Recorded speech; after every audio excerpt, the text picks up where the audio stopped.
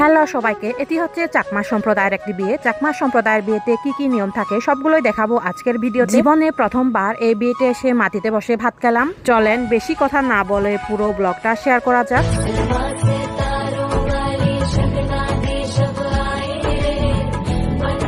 বিয়েতে যাচ্ছি। আর হ্যাঁ, ফার্স্টেই বলে রাখি আজকে কিন্তু আমি কনেপক্ষ। একদম সকালে আমরা রেডি হয়ে হাঁটা শুরু করলাম কিছু ভিডিও ক্লিপ নিব বলে। যেহেতু সেজে গুজে ছিলাম, তো যাওয়ার সময় আমি আমার হাজবেন্ডকে বললাম কিছু ট্রেন্ডিং ভিডিও করে দিতে। ভিডিও ক্লিপ নেওয়ার পর আমরা হাঁটা শুরু করলাম।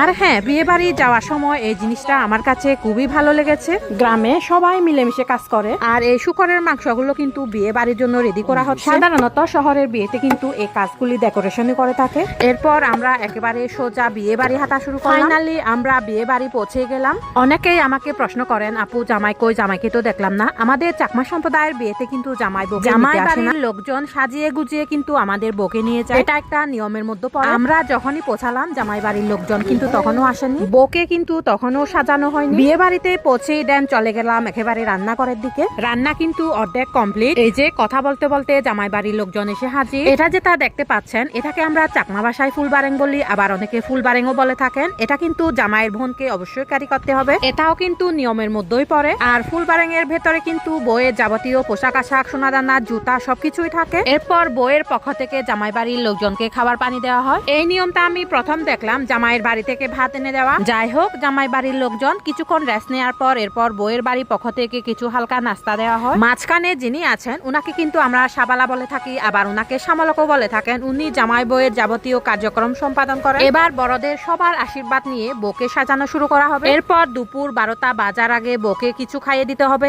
এটা একটা নিয়মের মধ্যে পড়ে। গ্রামের বিয়েতে কিন্তু খুব তাড়াতাড়ি ভাত দেয়। আর আপনারা কি কখনো মাটিতে বসে বিয়েতে ভাত খেয়েছেন? জীবনে প্রথমবার মাটিতে বসে খেলাম, আবার কিন্তু এই ব্যাপারটা ভীষণ ভালো লেগেছে। আর বিয়েতে কি কি ছিল একটু বলি। শুকরের মাংস, মুরগির মাংস, ডাল আর সবজি। আমাদের খাওয়া দাওয়া শেষ হওয়ার পর দেখি বউকে প্রায় সাজানো কমপ্লিট। এরপর দেখি সবাই বউয়ের সাথে ছবি তুলতে ব্যস্ত, আর আমিও কিছু ছবি তুলে নিলাম। আর হ্যাঁ, আমি বলতেই ভুলে গেছিলাম, বউ কিন্তু আমার সম্পর্কে ননদ হয়। আসলে আমাদের মেয়েদের জীবনটা খুব অদ্ভুত, তাই না? ছোট থেকে যে বাড়িতে বড় হই, কোনো না কোনো সময় আমরা সেই বাড়িতে কিন্তু মেহমান। বউয়ের সাথে কিছু ভিডিও ক্লিপ নেওয়ার পর এরপর আমরা বাইরে চলে গেলাম। প্রায় দুপুর 2টা বেজে গেছিল। এরপর বউকে খাওয়ানো হয়। বউয়ের খাওয়া দাওয়া শেষ হলে এবার সবার থেকে আশীর্বাদ নেওয়ার পালা। আমি আসলে সত্যি বলতে এই নিয়মটাও প্রথম দেখলাম, যে বউয়ের বাড়ি থেকে জামাইয়ের বাড়িতে কিছু খাবার পাঠানো। কথা বলতে বলতে কিন্তু বিদায়ের সময় হয়ে এলো। আমাদের মেয়েদের এই সময়টা আসলে খুবই কষ্ট। আসলে এই মুহূর্তটা এত যে কষ্টের আমি কিন্তু বলে বোঝাতে পারবো না। আর আমি সরি, আমি ভালো করে ভিডিও করতে পারি না। ছোট থেকে যে বাড়িতে বড় হওয়া, আবার সেই বাড়িটাকে ছেড়ে